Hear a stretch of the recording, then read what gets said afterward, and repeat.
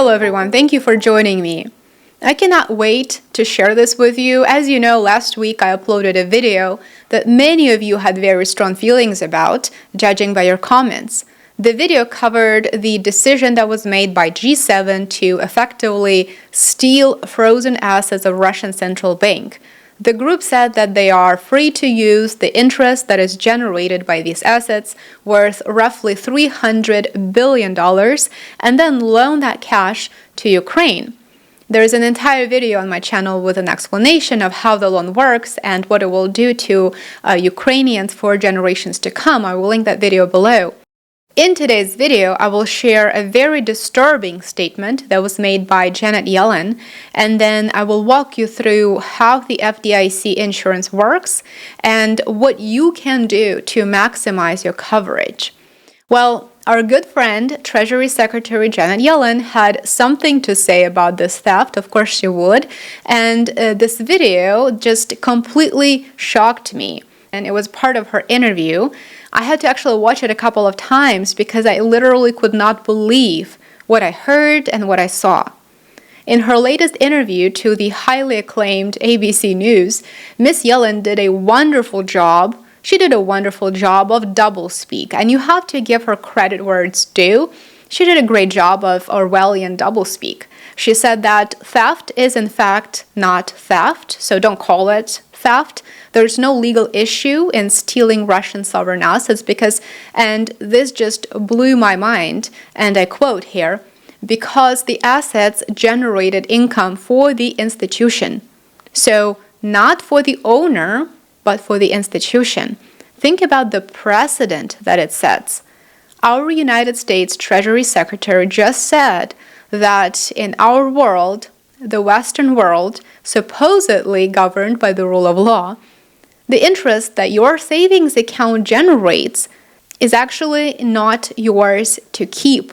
Instead, your savings account or any other investment that you hold in a financial institution actually works to generate revenue for that institution, not you. So then, using her logic by default, there's no issue in taking that money from you, and never will be, because it wasn't yours to begin with. If it sounds like I'm misrepresenting things or misinterpreting things, I do encourage you to watch that video. It is very, very short, about 30 seconds long. I'm not going to risk uploading it here. I'm sure you would understand, but I did upload it this morning to my Telegram and my former Twitter account. I will leave the links below in case you would like to take a look, and I highly, highly recommend that you do because it's definitely worthwhile listening and something that you really need to be aware of. This is a very alarming statement, and if anything, it goes to show that you really need to be paying attention to what's going on right now and thinking twice whether you feel safe when all of your cash, all of your assets are held in a bank. Has it become too risky? One would argue that this is precisely what Ms. Yellen's statement, or admission rather, it's her admission, means. I know many of you are legitimately concerned about the safety of the banking system, and one of the most frequently asked questions that I get is whether credit unions in the United States are safer than banks. So the answer to that question is credit unions are not safer. In no shape or form are they safer than traditional banks.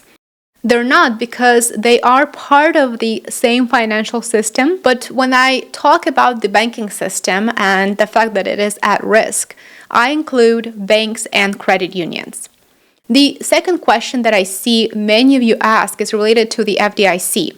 So let's talk about how FDIC insurance works and what you can do to maximize your coverage.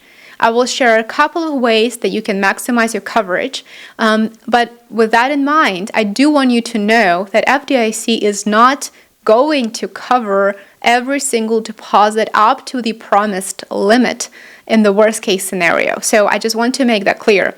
So don't necessarily trust the system, because if worst comes to worst, we all understand that FDIC funds will be insufficient. Let's just put it that way. The FDIC was established in 1933 in response to the many bank failures during the Great Depression. FDIC insures deposits for every bank account up to $250,000 by ownership category. And this is something that I want to focus on in just a couple of minutes. It insures by ownership category. This is very, very important. Not all banking services or banking products, in other ways, qualify for this coverage. FDIC insurance does not apply to stocks, bonds, annuities, U.S. Treasury bills, mutual funds, life insurance policies, and municipal securities. Those don't fall under the coverage. None of that is covered, and 100% of it, or its value rather, will be lost if a bank cannot meet consumer demand. On the other hand, FDIC insurance does cover checking and savings accounts. It also covers high-yield bank accounts such as money market accounts and certificates of deposit.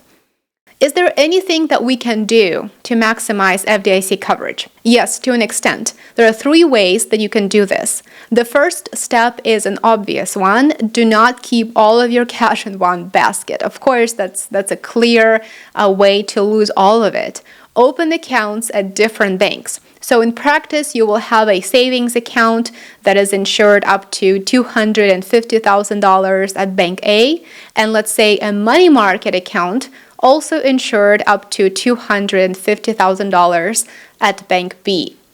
Married couples may choose to each open individual accounts at a single bank, which will result in each of you having up to $250,000 FDIC insured coverage.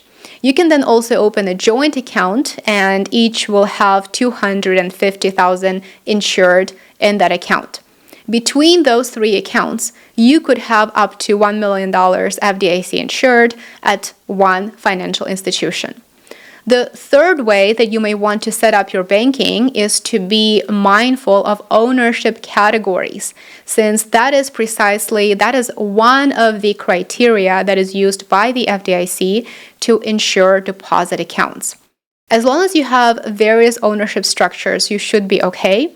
The most popular ownership categories are single accounts, any account that is owned by one person only, including checking accounts, savings accounts, money market deposit accounts, and CDs. This also includes business accounts in which one person is the sole proprietor. Those of you who own LLCs, this is for you, so definitely pay attention. Next up, retirement accounts. This includes traditional IRAs, Roth IRAs, simple IRAs, self-directed 401ks, profit-sharing plans, self-directed KEO plans, and Sections 457 deferred compensation plans.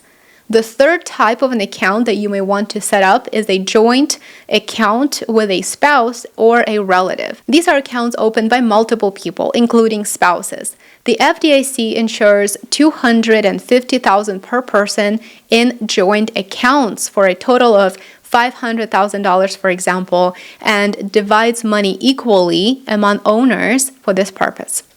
Trust accounts are next on this list, which could include revocable trust accounts, which is a deposit account that identifies one or more people as beneficiaries who will get the balance of the account when the owner passes away. Then there are irrevocable trust accounts. These are accounts that are established by a statute or written trust agreement in which the owner cedes power to change or to cancel the trust. So I hope that it makes sense, and I hope that this video helps you understand how the FDIC structure works. This was a very high-level overview. If you're interested to learn more, let me know in the comments, and if there is enough interest, I will be more than happy to create a separate video with more details, possibly over on my second YouTube channel that is focused on taxes and personal finance. Let me know if you have any questions in the comments below.